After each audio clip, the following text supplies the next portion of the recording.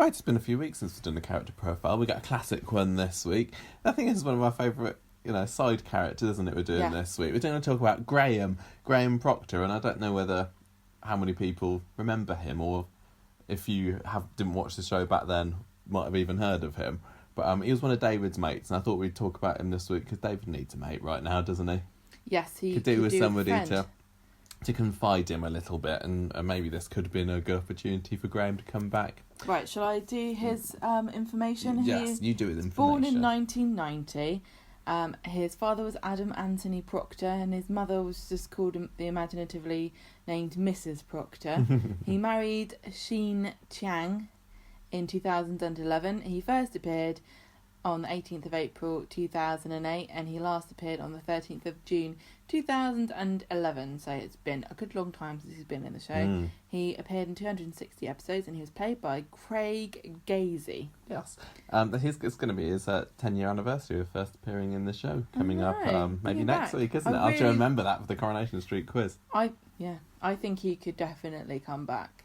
Yeah, I do as well. I think the show is sorely lacking somebody like him. He was a great character. Yeah. Let's remember he was a great some guy. of the things that he did. He met David in prison in 2008. He was a bit of a wrong un, wasn't he? Because he'd set fire to his grand's house and threw a pork pie at a neighbour, which is a really good Corrie thing to be in jail for, isn't it? Yeah. David was there because he'd pushed Gail down the stairs and gone on a rampage. Mm-hmm. And so... Yeah, we got to see a few scenes of... the pair of them chumming up in prison together, but then he became a full-on character in November when he got released. He got thrown out of his house after he had an argument with his mum, so he slept on David's sofa for a bit and then ended up living somewhere else. And he got a job being a butcher's assistant with Ashley down in Victoria Street. Don't you? Yes. I think it's a shame that they got rid of it. Yeah, although, I suppose if they had the butchers again, people would be like, oh, it's not as good as when Fred... was in charge. I say it's not as good as when Fred was in charge. I don't think that they could ever have a butcher character without making people think of Fred. Fred Elliott was an incredible character, but there's loads of other really great character actors who can make a role equally as colourful. Yeah, but then people would say, oh, you're just trying to copy Fred. What do you want out of life, Michael? I don't know. So 2009... Graeme became Tina's confidant because she'd lied to David, and this is a bit of history repeating itself. Look, David had a fight with Gary. Some things never change. I think David had beaten him up, he'd thrown the first punch, again. But Tina had to lie for David and say, oh no, it was Gary that started it. And this eventually led to Tina and David breaking up. Do you remember when Tina and David used to be together? You didn't like it? I thought they were great. Speaking of imitating Fred as well, there was a funny story early in 2009 where Graeme starts wearing Fred's old butcher's hat and then starts talking like him and repeating himself. And Ashley thinks that he's been possessed by the ghost of his dad or something. But anyway, it turns out that Claire had told Graeme all about Fred. So he was just pulling Ashley's leg. Do you think that was an appropriate thing to do? Do you think it would be funny if I started impersonating your mum? No. Like putting on her wigs and going pretending to be her, and then it would be revealed that it was all just a big old joke. No, you say it like that, maybe a bit not. Insensitive, isn't it? So Graeme also got involved with David's plan to set up Gary Windass. They really have been enemies all this time, David and Gary. Who'd have thought? So they pretended to plan a robbery together and invite Gary to join them. Hey, look, can we just pause this here and say, if anyone's worried about Coronation Street being a bit unrealistic, just look back to... This was only 2009. Yeah, they're like, we're going to go and rob days. this old lady's house. You want to be in on this, Gary? Because I think they said, we robbed somewhere the other week, and look, we're loaded now. Look at all these mule face t-shirts we've Gary was definitely a lot more of a dodgy character back 10 years ago than a nice family man he's grown into. He's just a mercenary now. So Gary turns up at Audrey's house to rob this old biddy. Yeah, he doesn't. I don't think he realises that it's Audrey's house, so they're going on to Grasmere Drive. But he turns up there, and I think he's the only one there. And I think Graeme and David are spying on him, or at least Graeme is, and he ends up giving Ted a heart attack. Ted being Gail's dad, who was there at the time. You talk about him being a mercenary. We didn't actually mention earlier on the street talk about how likely it was that David would be able to overpower Gary, You would have thought who they was would like a have given trained him assassin. He's not only that, but he's been in the army. You think they would have given him some like hand-to-hand combat techniques, Yeah. wouldn't you? Yeah. Or do they just go? I mean, I know he took him by surprise or something, but you'd have thought that he'd been better prepared He's for fueled it. by pure rage. He's like a chihuahua. Definitely. Red ginger chihuahua. What else happened? David is. Oh, yeah. No, not Gary. So he ends up also helping... This is also a repeated storyline. So Tina's dad, Joe, gets painkiller addiction, partly thanks to Graeme, because Joe does his back in. So he's like, I need to get more painkillers. Can you get me any? And Graeme says, look, I will, but just once, because I want to go straight. I don't want to be dodgy geezer anymore. But it doesn't take long for Joe to twist his arm, so he eventually starts supplying Joe with more and more of these painkillers. And this is when Joe ends up breaking into the medical centre, and he starts raiding the place for them. So this is a little bit like the Billy storyline and also the Robert storyline at the moment. It's fine. So he also helps the peacocks in the garden and then buys a rickshaw to set up a gardening business, but then it ends up being a window cleaning business. Yes. And here's another repeated storyline. He's a window cleaner, so what do? You fall off your ladder. He ends up on crutches because he fell off a ladder. So he didn't come off as badly as Seb did, because he was Norris clean. Norris was holding his ladder and he fell off. And then at the end of the year, when they had a Corrie community pantomimes performance of Cinderella, Graeme was Buttons on crutches. Yes. 2010. Tina becomes a recluse after Joe like Eileen dies. At sea, like feeling. So David... They literally turned to the Coropedia page of 10 years ago when they were planning these last few months of Coronation Street. Let's just change the name to someone else. Yeah, well, they're probably like, all these people who said they're not watching it anymore because it's too dark. They won't know. All these new viewers that we've got, because we've got almost 10 million people watching it now. They're not going to know this happened 10 years ago. Just do it again.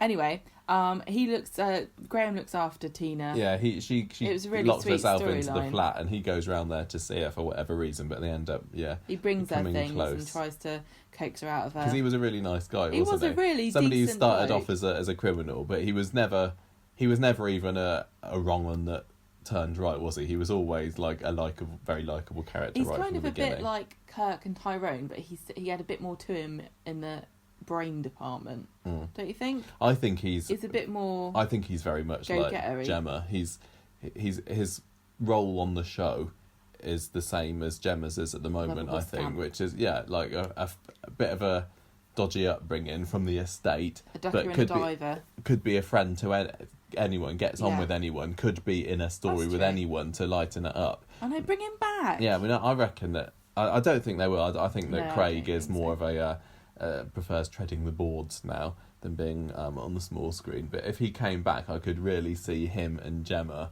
making on quite well. I think they could be a couple, honestly. No, Gemma and Newt forever. Oh yeah. Right, so 2010, there's speed dating in June, and David and Tina start going out with each other. No, Graeme and Tina. Yes. Graeme handcuffs David to the radiator so that he can tell him that he's dating Tina, and David gets really mad about it. I thought that was quite funny. He knew that David would not take the news well, so he chained him up. So in October, he gets run over by David, and he thinks he did it on purpose because of how jealous David was. But it turns out that David had just had an epileptic fit and fainted at the wheel, and then they make friends together. This is when we found out about David's epilepsy. So he's been diagnosed epileptic for 10 years now, or just, no, how long's that? Happy 8 years anniversary. Now. 8 years anniversary, that's not much of an anniversary at all. And then when they have the crash in the joinery. Tram crash. He helps, he's very heroic, gets people out of the joinery, but he loses his friend and mentor, Ashley. You wouldn't go to Ashley to learn how to be a man. First thing you have to do is talk like this. It doesn't matter whether you've got a high voice or a low voice. Anyone can be a man. Ashley would probably be on steroids if he was in the show still now. Ashley, different. What do you mean? Wasn't Ashley was quite manly at the end though, wasn't he? Wasn't he holding up the the Yeah, joists he was. of the bistro, He was letting Nick and Peter escape or whoever. He's like Atlas holding up the world. Yeah, and then he got squashed. Whoops. Final year of Graeme was I say know your 2011. So he helped Claire out with getting fake papers so that she could flee the country. Do you remember that? Yes. There was the who this was the bopped brilliant Tracy on the head. This was brilliant because Claire Peacock was the most mousy girt woman ever. And what was her maiden name? Casey. Well done, you remembered. But she beat up Tracy and they became a fugitive. Yeah, on the run in France. She's still there 7 years later. I wanted to come back. Once Brexit goes through, she's going to be kicked out. Is that how it works? Yeah. So this then started his exit story already, because on a night out at a Chinese restaurant one evening, Graeme and Tina bump into Sheen, who was a Chinese girl who was an old friend of Tina's. They offer her a place in their flat to stay, but she refuses when Dev threatens to raise the rent. But then she's threatened with deportation. She has to go back to China. And Tina says, you know what, we're in a soap. What should we do? Let's have an old fake marriage storyline. And Maria's like, so that what's she can keep her visa. Yeah, this gives me an idea, says Maria. I'll keep that one on the back burner. So they pretend to break up, and then she moves in with Graeme, and they try to make it look like they've been together for a while, but people are a bit suspicious of this, including Norris. They have a double wedding with David and Kylie, but Norris spots Graeme kissing Tina and threatens to expose them. Mary calls immigration. A bit mean of her. But they manage to convince the officials that the wedding was not a sham, and they do care for each other, and they end up really loving each other, and he ends up choosing Sheen over Tina, and they leave Weatherfield to go and live in London. Yeah, and that's the last that we saw of her and him. We haven't had very many Asian characters. No, really haven't. East Asian characters. I'm trying to think of some, and the only other one that I can think of is, do you remember when Fred had his Thai bride, who was she was called Stacey or something in the end, because she wasn't really from Thailand. No, she came over and was like all stereotypical Asian wife that's subservient and everything, and then it turned out that she was just Stacey from down the market, and then there was Sheen. It's not really a great sterling history of great representation of. Well, no, a lot of people don't like Sheen, do they? Why? She's got a really bad reputation. I don't know why. I thought that she was great. I mean... Oh, we really liked her. Yeah. I remember really liking Sheen. I've read people saying that the actress wasn't great. But I don't get what I didn't notice that particularly. I thought that she was lovely and that she was brought in to be a bit of a sweetie, wasn't she? Which Graeme would then end up falling helplessly in love with. And I thought... I mean, it was... She was very pretty. She was very pretty. It was a bit of a obvious how it was going to turn out kind of ending. They really need to get somebody on the show who's not trying to pull an immigration scam or a Thai bride. I know. It's not particularly well represented, is it? She's played by Elizabeth Tan. What's she up Blimey, to? look at her now. Wow, she looks completely different. There's a picture on Coropedia. She's quite the stunner. What's it say she's doing now? Feel free to talk amongst yourselves, everybody.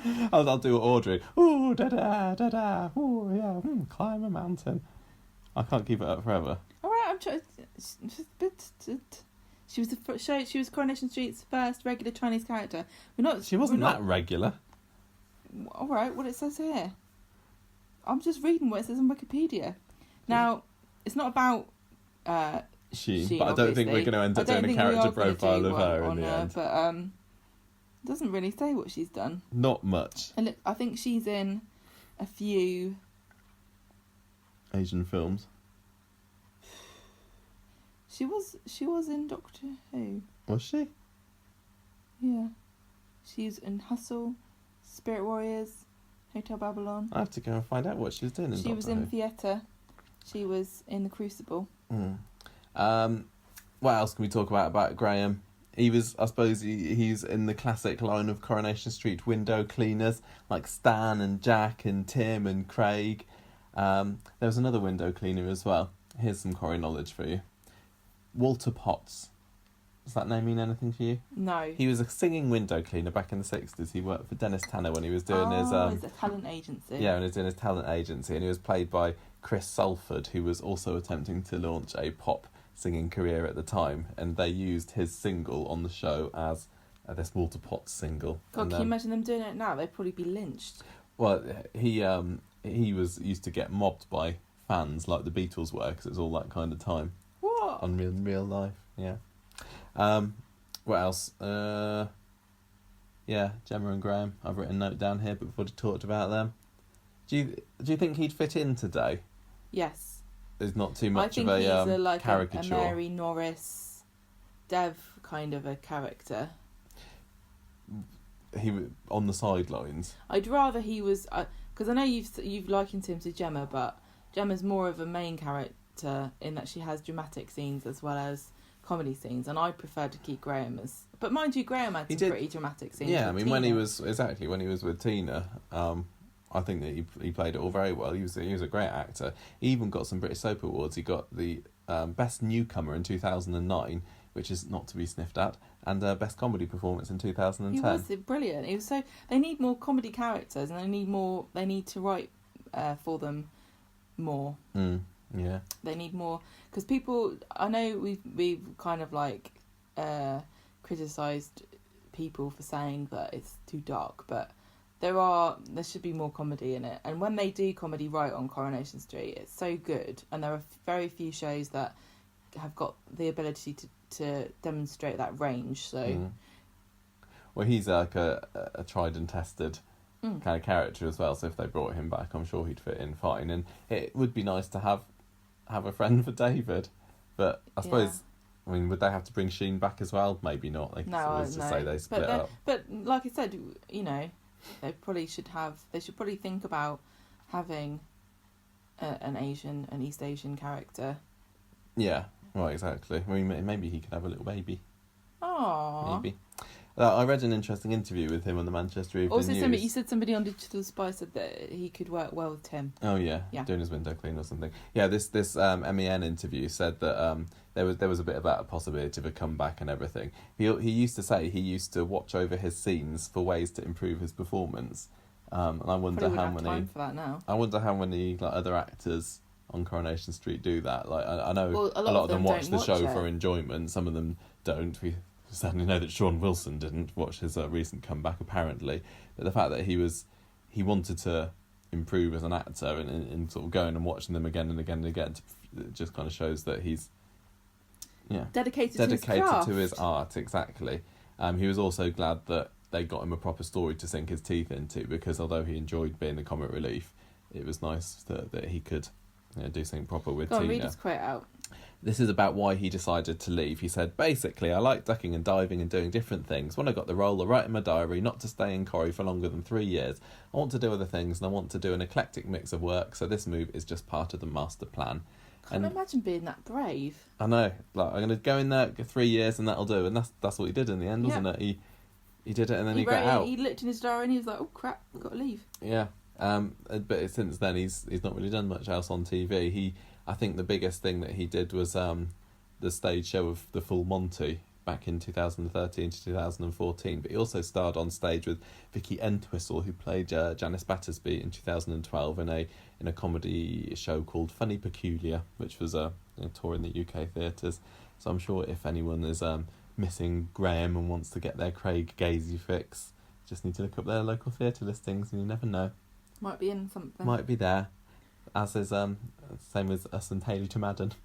It's following when we miss stalkers. Still waiting for Thoroughly Modern Millie to get its get an announcement. I can't believe for it's the not Mayflower. going to show in the Mayflower. I know. Did you hear? You know that they're showing the Titanic musical. Yes. Do you want to tell that story? All bits kept falling off the stage, so they had to close it for health and safety. They had the opening night of it last night, didn't they? This Titanic musical, and it started collapsing, so they had to shut it down. It's a disaster. Who would have thought? Thought that was very ironic. So there we go. That's it for Graeme. Proctor. Sadly missed. I like the surname Proctor. It sounds like a doctor who sticks his finger up your bum. Yeah. Don't you think? I'm It sorry does. if your surname is Proctor. Proctologist. Yeah. But don't you think that doctors should, if they specialise in that sort of thing, should be called proctors? The proctologist is the name. I know, but they're not called proctors, though, are they? It's not called, oh, hello, yes, my name's Proctor I'm a proctor Smith. doctor. Oh, and instead of DR as their title, they'd have PR. Yeah. Right. There you go. That's great. Also, Anyone's it got any sounds other a bit, memories, do sounds a bit feel free to ecclesiastical share as well, them. doesn't it? Yes.